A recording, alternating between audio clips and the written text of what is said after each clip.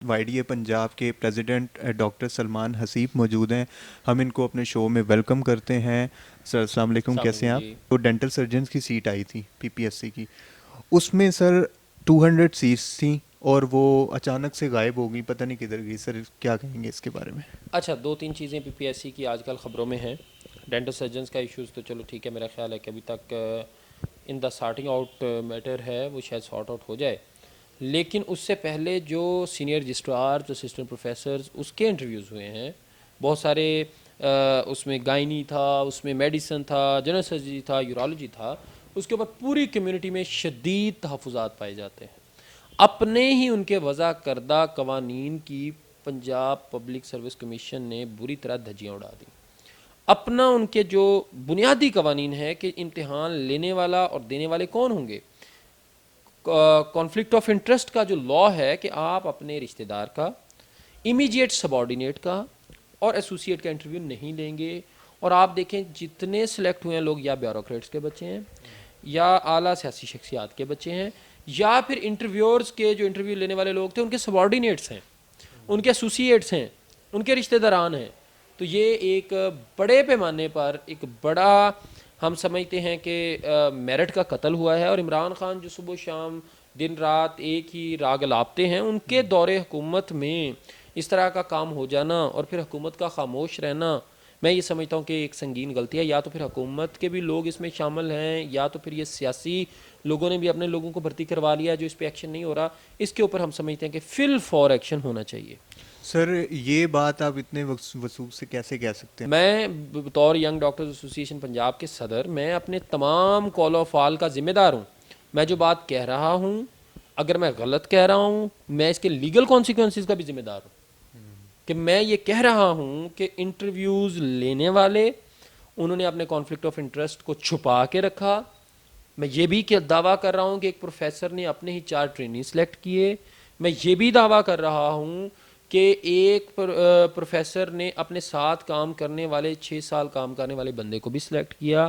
میں یہ بھی دعویٰ کر رہا ہوں کہ جو کوالیفیکیشن کے اوپر کرائیٹیریاز ہیں، اگر سپوز منیمم کوالیفیکیشن رکھتے ہیں، having same qualification with multiple other qualifications by the 100 of the candidates why they were rejected.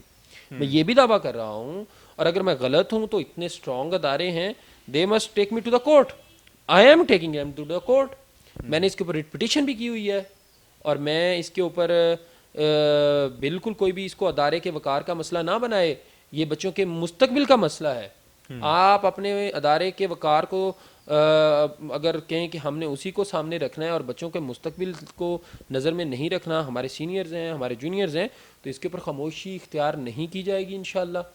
اور آنے والے دنوں میں ہم اس کے اوپر پریس کانفرنس کر کے تحریک کا اعلان کر رہے ہیں. سر یہ جو کہتے ہیں اداروں کو مضبوط کرنا ہم چاہتے ہیں، تو اداروں کو مضبوط کرنے کا مطلب یہ ہے کہ پی پی ایس سی میں جیسے جو جابs لینا چاہتے ہیں ان کو تو یہ بالکل ہی بھگا دیتے ہیں، تو یہ مطلب نہیں، ہے اداروں اداروں کو مضبوط کرنا؟ اس وقت جو رائج الوقت طریقہ ہے کار ہے وہ یہ ہے کہ اداروں کو مضبوط کرنے کا طریقہ یہ کہتے ہیں کہ اداروں کی کمزوریوں پر پردہ ڈال دیا جائے، خاموش رہا جائے.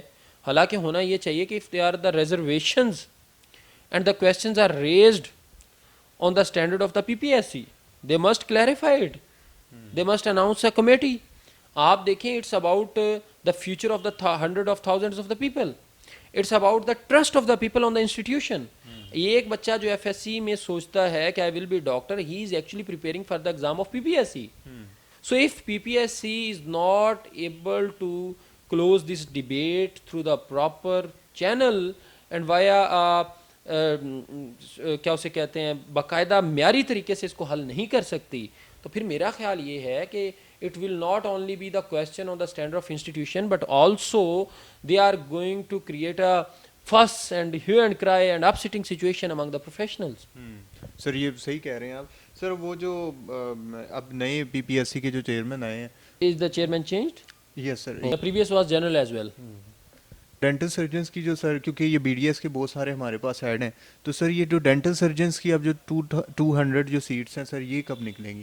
اس کے بارے میں کیا کہتے ہیں آپ؟ We are working for it اور انشاءاللہ this is under process and I am looking forward towards the new chairman. As you said, the chairman is changed.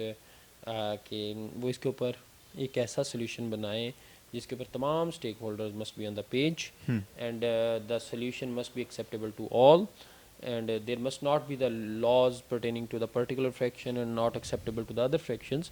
تو ان شاء اللہ وی آر لوکنگ فارورڈ. لیکن اس سے پہلے میں یہ سمجھتا ہوں کہ میرا اس کے اوپر ابھی ینگ ڈاکٹرز کی جنرل کونسل کا کوئی چونکہ موقف نہیں ہے, لیکن میں اس پہ موقف لوں گا کہ نئے کسی بھی انٹرویوز ہونے سے پہلے ہم پرانے انٹرویوز اس کا حساب لیں, یا تو وہ ثابت کریں دیور رائٹ, یا پھر وہ ہماری کیوریز بند کریں. ورنہ اگر کوئی بھی انٹرویو لیں گے تو میرا خیال یہ ہے کہ ڈاکٹر کمیونٹی کو ان انٹرویوز کا بائیک آؤٹ کرنا چاہیے اور وہ انٹرویوز رکوانے چاہیے.